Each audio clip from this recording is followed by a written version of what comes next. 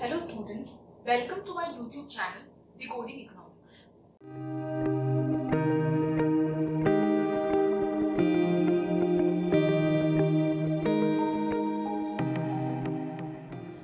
तो चलिए आज के लेक्चर को हम स्टार्ट करते हैं। तो आज का हमारा टॉपिक है बजट।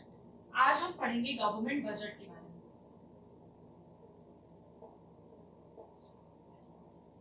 अब सबसे पहले हम डिफाइन करेंगे what is budget. Actually budget होता क्या है? Budget refers to the statement of estimates of government expenditure and government receipts during a fiscal year. इसका मतलब है कि it is a statement of estimates of government expenditure and government receipts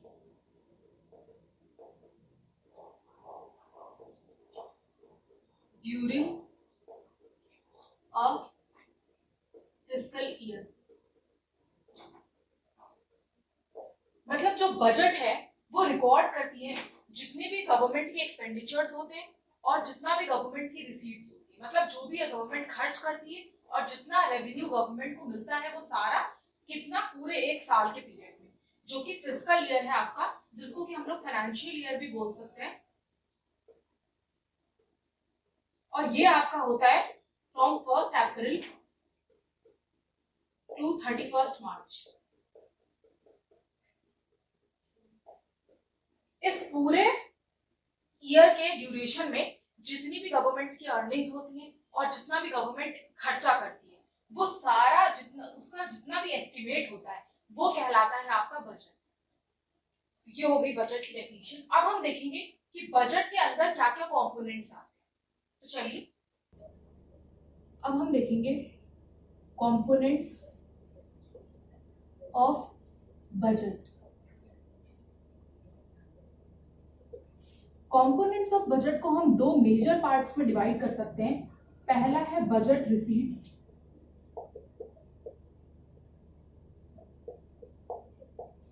और दूसरा है बजट एक्सपेंडिचर्स।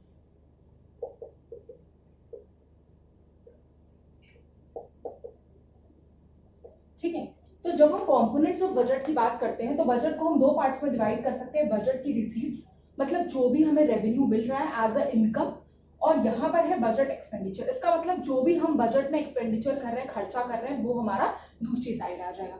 अब budget receipts को हम दो पार्ट्स में डिवाइड कर सकते हैं, दैट इज रेवेन्यू रिसीट्स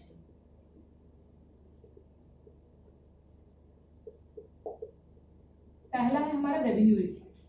इसका मतलब है रेवेन्यू रिसीट्स का मतलब होता है ऐसी रिसीट्स जो कि रेगुलर नेचर की होती है। ऐसी कुछ इनकम होती है जो गवर्नमेंट की डेली और मंथली या बार बार होने वाली इनकम्स होती हैं, वो आपकी रेवेन्यू नेचर की होती है, वो आपकी रेवेन्यू रिसीट्स में आती है। इसका मतलब है this refers to that kind of receipts that neither create a liability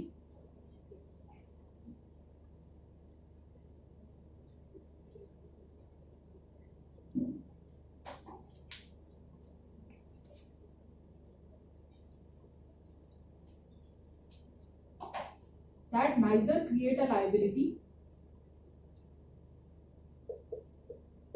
nor cause reduction in assets। मतलब ये ऐसी रेवेन्यू रिसीट्स में रिकरिंग नेचर के रिसीट्स आती हैं जो कि नाइदर लायबिलिटी को क्रिएट करती हैं और ना ही एसेट्स को कम करती हैं। इसको हम लोग फर्दर दो पार्ट्स में डिवाइड कर सकते हैं, that is tax receipts and non-tax receipts।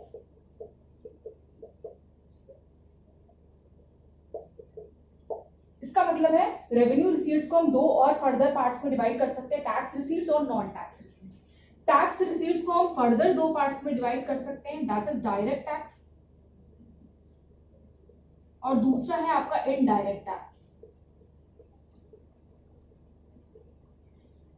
Taxes दो टाइप के होते हैं, direct taxes and indirect taxes. जो डायरेक्ट टैक्स है आपके वो आपके प्रोग्रेसिव टैक्सेस होते हैं और जो इनडायरेक्ट टैक्सेस है वो आपके रिग्रेसिव टैक्सेस होते हैं। अब हम देखते हैं कि डायरेक्ट टैक्सेस के एग्जांपल है जैसे कि आपका इनकम टैक्स। ये आपका डायरेक्ट टैक्स में आता है। और इनडायरेक्ट टैक्स का एग्जांपल है GST, that is goods and services tax. तो ये हमने पढ़ लिया यहाँ पर टैक्स रिसीट्स के एग्जांपल। अब नॉन टैक्स रिसीट्स में आपके आते हैं fees, fines, penalty and donations. तो ये आपका आता है नॉन टैक्स रिसीट्स में। तो हमने पढ़ा बजट रिसीट्स को हम फर्स्ट पार्ट में डिवाइड कर सकते हैं रेवेन्यू रिसीट्स में, जो कि नाइदर लायबिलिटी क्रिएट करती है और ना ही रिडक्शन इन एसेट्स करती है। इसको हम लोग फर्दर डिवाइड कर सकते हैं टैक्स रिसीट्स और नॉन टैक्स रिसीट्स में, जिसको कि हमने फर्दर यहाँ पे डिवाइड करके आपको एक्सप्लेन कर दिया। उसके बाद दूसरी हमारी जो होती है बजट रिसीट्स, वो होती है कैपिटल रिसीट्स। ये ऐसी रिसीट्स होती हैं जो कि over a long period of time हमें गेन होती हैं, ठीक है। और ये ऐसी रिसीट्स हैं जो आइदर क्रिएट अ लायबिलिटी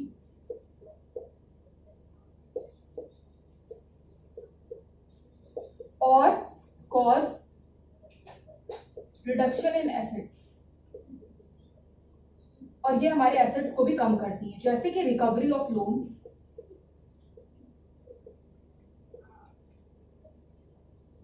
इसमें आ जाएगा आपका रिकवरी ऑफ लोन्स, और आपका आ जाएगा बोरोइंग्स।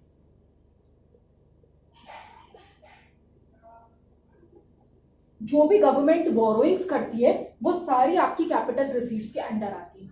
तो कैपिटल रिसीट्स जो होती है वो हमारी कैपिटल नेचर की हैं, दैट मीन्स कि these are gained over a long period of time and these they create a liability and और they create a cause a reduction in assets. जैसे कि लोन्स हैं उनको रिकवर करना या बोरोइंग्स करना, या फिर एक पॉइंट और है हमारा, that is disinvestment.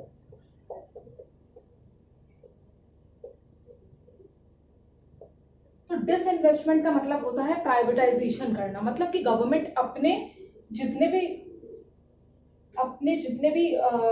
Public sector units हैं उसको प्राइवेटाइज कर देता है, उसको प्राइवेट यूनिट्स को सेल कर देता है, and that is called as, private sector को जो सेल करता है दैट इज नोन एज, अपने यूनिट्स को, that is known as disinvestment. इसके बाद हम पढ़ेंगे बजट एक्सपेंडिचर्स। तो हमने बजट रिसीट्स को कंप्लीट कर लिया, अब हम देखते हैं budget expenditures. Budget expenditures,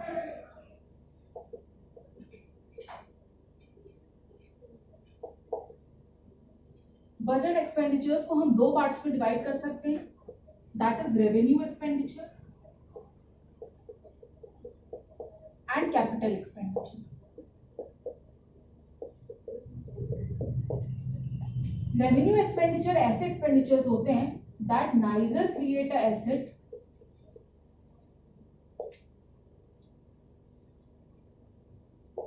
nor cause reduction in liabilities। तो रेवेन्यू एक्सपेंडिचर गवर्नमेंट के ऐसे खर्चे होते हैं जो कि रेगुलर नेचर के होते हैं, मतलब ऐसे जो रिकरिंग नेचर के होते हैं, जैसे मंथली में जो खर्चे होते हैं या आपके डेली बेसिस पे जो खर्चे होते हैं, वो गवर्नमेंट के आते हैं रेवेन्यू एक्सपेंडिचर के अंदर। ये ना ही कोई एसेट क्रिएट करते हैं और ना ही लाइबिलिटीज को कम कर सकते हैं। इसके एग्जाम्पल है जैसे कि आपकी salaries, the payment of salaries of the government employees, जो भी गवर्नमेंट एम्प्लॉयज की सैलरी का पेमेंट होता है वो आपका रेवेन्यू एक्सपेंडिचर में आता है। इसके अलावा जो स्कॉलरशिप्स का पेमेंट होता है वो आपका इसमें आ जाता है। इसके अलावा है ओल्ड एज पेंशंस,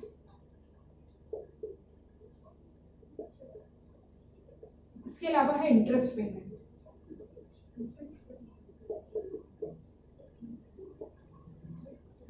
ये सब आपका आ जाता है रेवेन्यू एक्सपेंडिचर्स में। इसके बाद हम पढ़ते हैं कैपिटल एक्सपेंडिचर। तो कैपिटल एक्सपेंडिचर आपके ऐसे एक्सपेंडिचर होते हैं that either create an asset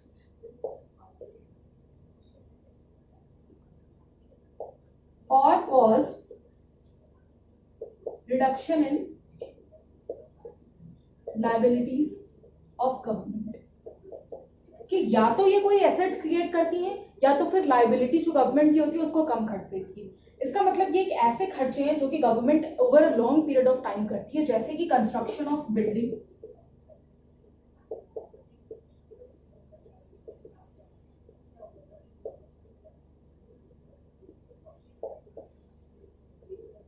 purchase of assets,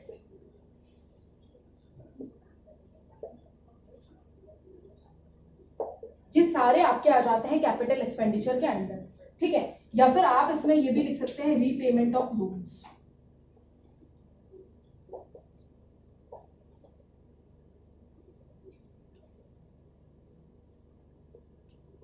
तो ये आपके आ गए कैपिटल एक्सपेंडिचर के अंदर। तो यहां हमने पढ़ लिया रेवेन्यू एक्सपेंडिचर और कैपिटल एक्सपेंडिचर के बीच का डिफरेंस। तो स्टूडेंट्स हमने कंप्लीट कर लिया है कि बजट क्या होता है और बजट के कंपोनेंट्स क्या होते हैं। अब हम पढ़ेंगे कि बजट को हम लोग और कैसे फर्दर डिवाइड कर सकते हैं। Budget are of two types, that is balanced budget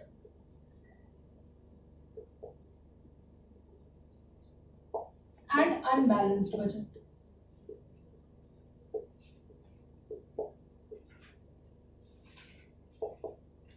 budget दो टाइप के हो सकते हैं, या तो बैलेंस्ड बजट हो सकता है हमारी इकोनॉमी में, या फिर अनबैलेंस्ड बजट हो सकता है। तो बैलेंस्ड बजट ऐसा बजट होता है जहां पर जितनी भी टोटल रिसीट्स हैं गवर्नमेंट की, that includes revenue receipts plus capital receipts, वो इक्वल टू है किसके, total expenditure of the government. इसका मतलब है कि जो बजट है वो बैलेंस्ड तब कहलाता है जब जितनी भी टोटल रिसीट्स है गवर्नमेंट की, that is revenue receipts and capital receipts, और total expenditure that is revenue expenditure and capital expenditure, वो दोनों ही आपका इक्वल होता है। जब ऐसी सिचुएशन होती है तब हम उसको कहते हैं बैलेंस्ड बजट। और ऐसी सिचुएशन जनरली इकोनॉमी में कब होती है, जब गवर्नमेंट कोई भी वेस्टफुल एक्सपेंडिचर नहीं कर रही होती है और इकोनॉमी में फाइनेंशियल स्टेबिलिटी होती है, तभी इस तरीके का बजट देखा जाता है। इसके बाद नेक्स्ट है हमारा अनबैलेंस्ड बजट। ये एक ऐसा बजट है जहां पे टोटल रिसीट्स या तो ज्यादा होती है टोटल एक्सपेंडिचर से, या फिर टोटल एक्सपेंडिचर जो है वो ज्यादा होता है टोटल रिसीट से। इसका मतलब है दे आर नॉट इक्वल, या तो आपकी रिसीट ज्यादा है एक्सपेंडिचर से, या तो आपके एक्सपेंडिचर ज्यादा है रिसीट से। लेकिन ये कंडीशन आपको जनरल इकोनॉमी में देखने को नहीं मिलेगी जहां पे रिसीट्स ज्यादा एक्सपेंडिचर से। जनरली होता ऐसा है कि जो एक्सपेंडिचर है, मतलब जो हमारा खर्चा है, वो हमारे इनकम से ज्यादा होता है। और जब ऐसी सिचुएशन आती तो हम उसको कहते हैं बजट डेफिसिट।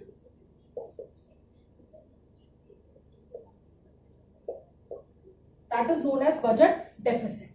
और जब भी आपकी टोटल रिसीट्स टोटल एक्सपेंडिचर से ज्यादा होती है तो हम उसको कहते हैं सरप्लस बजट। दैट मीन्स कि जो हमारी रिसीट्स हैं, जो भी हमें इनकम मिल रही है गवर्नमेंट को, वो ज्यादा मिल रही है एज कंपेयर टू जितना एक्सपेंडिचर किया जा रहा है उससे। और इस कंडीशन में जहां पर बजट डेफिसिट है वहां पे टोटल एक्सपेंडिचर जो है वो ज्यादा है किससे, टोटल रेवेन्यू से। तो चलिए हम लोग बजट डेफिसिट को थोड़ा डिटेल में पढ़ते हैं।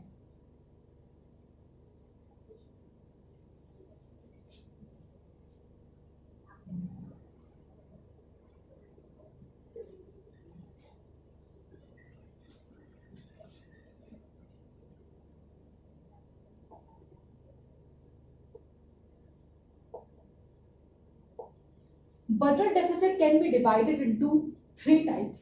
पहला है आपका revenue deficit. What is revenue deficit? That is revenue expenditure minus revenue receipts. तो रेवेन्यू डेफिसिट आपका कहलाता है रेवेन्यू एक्सपेंडिचर और रेवेन्यू रिसीट्स के बीच का डिफरेंस माइनस। इसके बाद सेकंड है आपका fiscal deficit.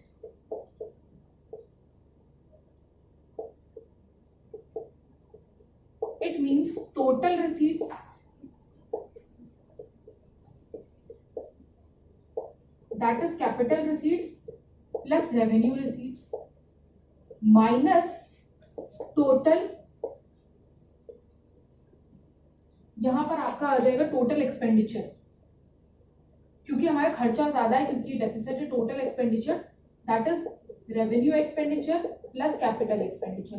Total expenditure minus total receipts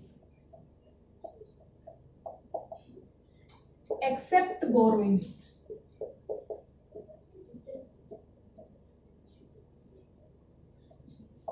इसमें हम लोग बोरोइंग्स को इंक्लूड नहीं करते हैं, या हम लिख सकते हैं other than borrowings.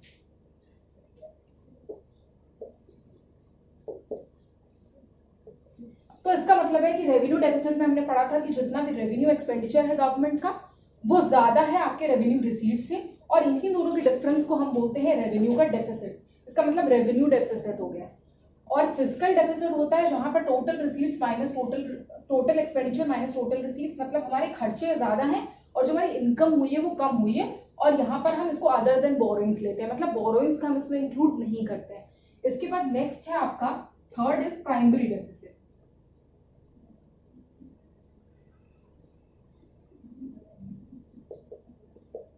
That is fiscal deficit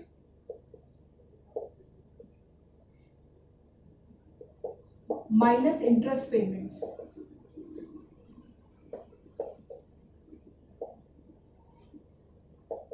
इसमें आ जाएगा आपका fiscal deficit minus interest payments. तो ये हमने पढ़ लिए कि बजट डेफिसिट तीन टाइप्स के होते हैं, that is revenue deficit, fiscal deficit and primary deficit. ये तीनों ही बहुत इंपॉर्टेंट है एग्जामिनेशन पॉइंट ऑफ व्यू से, बिकॉज ये बहुत सारे एग्जाम्स में पूछे जाते हैं। सो ये हमने क्लियर कर लिया। अब हम एक बहुत ही इंपॉर्टेंट टॉपिक पढ़ेंगे एंड दैट इज कि जैसे कि आपकी इकोनॉमी में डेफिसिट है बजट का, ये तो हमने बजट डेफिसिट पढ़ लिया। एक बार बजट सरप्लस को भी हम देख लेते हैं।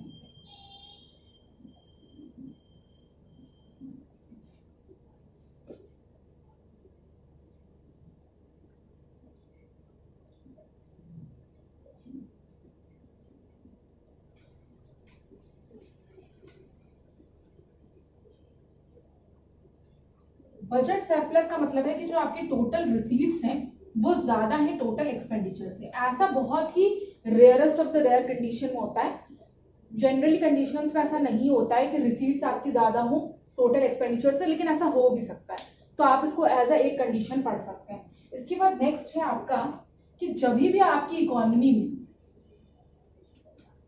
बजट डेफिसिट होता है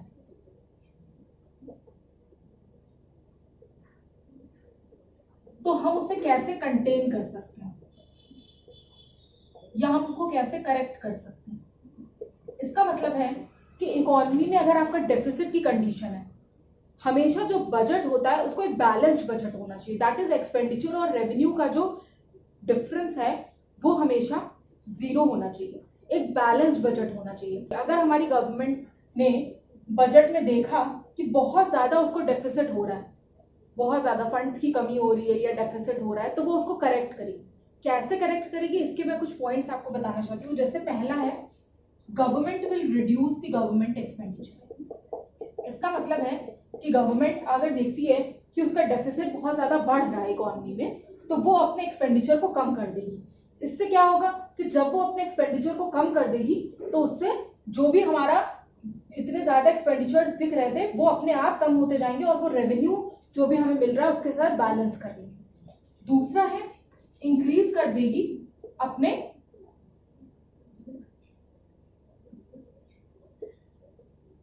गवर्नमेंट रिसीट्स को,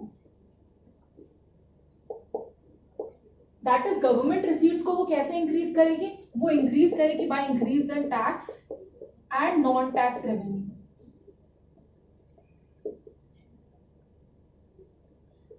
दैट इज एक तरफ से तो वो अपने एक्सपेंडिचर को कम करेगी, जैसे वो कंस्ट्रक्शन ऑफ बिल्डिंग या डैम्स में खर्चा कर रही है या रीपेमेंट ऑफ लोन्स कर रही है, तो उसको वो कुछ टाइम के लिए कम कर देगी।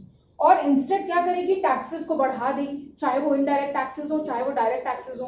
प्लस वो क्या करेगी, नॉन टैक्स रेवेन्यू को भी इंक्रीज कर देगी, जैसे कि फाइन्स और पेनल्टीज जो लगाती थी या जो ग्रांट्स देती थी, इन सबको वो इंक्रीज कर देगी। इसके बाद थर्ड है आपका, वो क्या करेगी, मॉनेटरी एक्सपेंशन। मॉनेटरी एक्सपेंशन में आपके क्या करेगी गवर्नमेंट, बाय करेगी, government start buying, government start borrowing, actually government start borrowing from RBI. Government क्या करेगी, थर्ड पॉइंट में मॉनेटरी एक्सपेंशन करेगी, दैट इज गवर्नमेंट स्टार्ट कर देगी अपनी बोरोइंग करना, किससे, आरबीआई से। आरबीआई हमारा सेंट्रल बैंक है, उससे वो बोरोइंग करना स्टार्ट कर देगी in form of treasury bills या बॉन्ड्स, वो कर देगी उनसे बोरो करना। प्लस वो क्या करेगी, वो बोलेगी प्रिंट करो मोर करेंसी को। कुछ कंडीशंस में करेंसी की प्रिंटिंग भी करवाएगी। इसके बाद फोर्थ पॉइंट है आपका borrowings from the general public.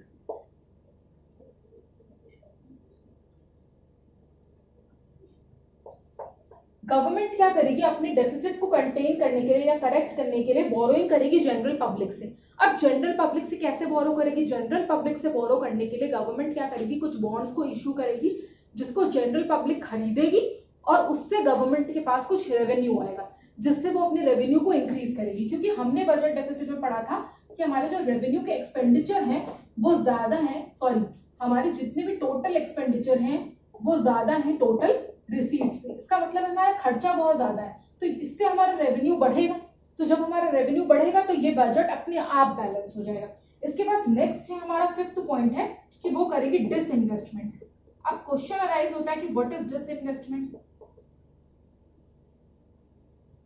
तो डिसइन्वेस्टमेंट का मतलब है कि गवर्नमेंट प्राइवेटाइजेशन करेगी।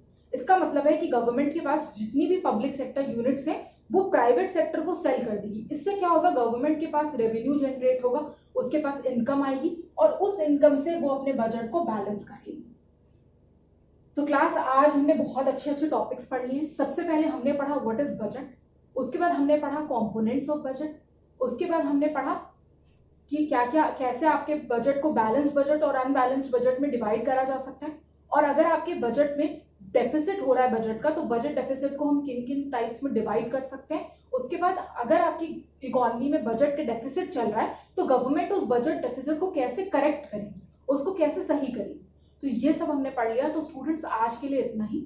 अगर आपको मेरा ये वीडियो अच्छा लगा तो प्लीज लाइक करें और सब्सक्राइब करें मेरे चैनल को और press the bell icon so that you can get updates whenever I upload a new video. और इसके साथ साथ आप मेरे इंस्टाग्राम पेज को भी फॉलो करें, वहां पे मैं इससे रिलेटेड चार्ट्स अपलोड कर दूंगी। तो थैंक यू क्लास।